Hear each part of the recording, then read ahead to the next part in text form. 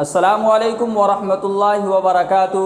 2 تاریخ کو انشاءاللہ تراویح ہوگی اور 3 تاریخ کو انشاءاللہ رمضان المبارک کا پہلا روزہ ہوگا۔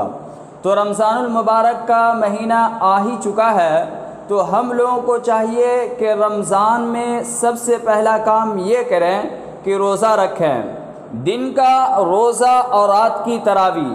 اور تراویح کے معنی یہ سمجھ لیں کہ بعض ہماری خواتین جو ہیں وہ تراویح کے بارے میں سوچتی ہے کہ صرف مرد کے لیے ہے۔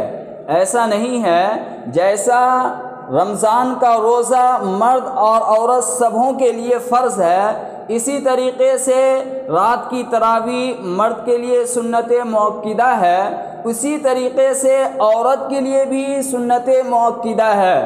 تو چاہیے ہماری جو ماں اور بہنیں ہیں اسے بھی چاہیے کہ وہ رات کا تراویح پڑھے اور بالکل مکمل 20 رکعت ہی پڑھے۔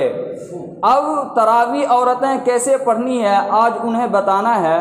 سب سے پہلا کام یہ کرنا ہے کہ تراویح کی نیت کر لیں، اور بہت سے خواتین اور بہت سے مرد یہ الجھن میں پھنس جاتے ہیں کہ تراویح کی نیت کس طریقے سے کریں، کیسے ہوگا، یہ سوچ سوچ کر اپنا بھیجا کو گرم کر لیتی ہے۔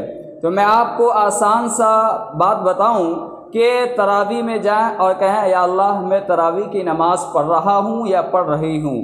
پھر اس کے بعد ایک بات یہ بھی سامنے آتی ہے کہ جو ہماری ماں اور بہنیں ہیں وہ تراویح میں جو ہر رکعت میں نیت کرتی ہے، ابھی نیت کر کے 2 رکعت نماز پڑھ لی، پھر اس کے بعد نیت کرے گی، پھر 2 رکعت نماز پڑھے گی، اور نیت کرنے میں اس کا 1 منٹ لگ جاتا ہے۔ تو معلوم یہ چلا کہ وہ رات 1-1.5 گھنٹے میں جو تراویح ہونے والی تھی اسے وہ 2 گھنٹے تک لے جاتی ہے۔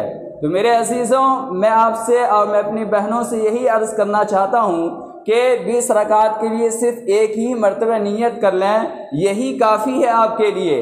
بار بار نیت کے لیے کھڑے ہو پھر اس کے بعد اس میں 1 منٹ وقت ضائع کریں، ایسا نہیں۔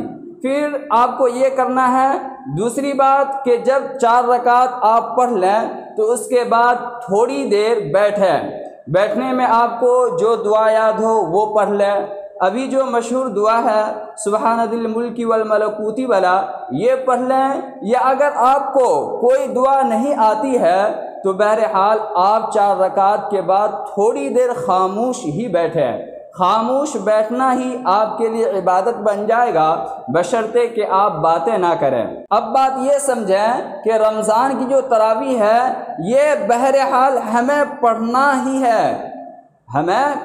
ہی ہے، بعض خواتین کی جو عادتیں ہیں وہ کہتی ہے کہ آج گھر کا کام بہت ہو گیا، یا گھر میں الجھن سا ہو گیا، یا مہمان آ گئے اس کی بنا پر تھک گئی ہوں، آج نماز نہیں پڑھوں گی۔ ایسے بہانے ٹھیک ہے، تھک گئے ہیں، لیکن محنت کرنے سے ہی آپ کو پھل ملتا ہے۔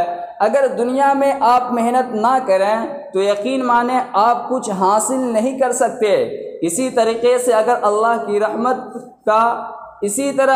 رحمت کا فائدہ اٹھانا چاہتے ہیں تو اپنے تھکان ہونے کے باوجود اللہ تعالیٰ کی عبادت کریں۔ اللہ تعالیٰ ہم سبوں کو عمل کرنے کی توفیق عطا فرمائے۔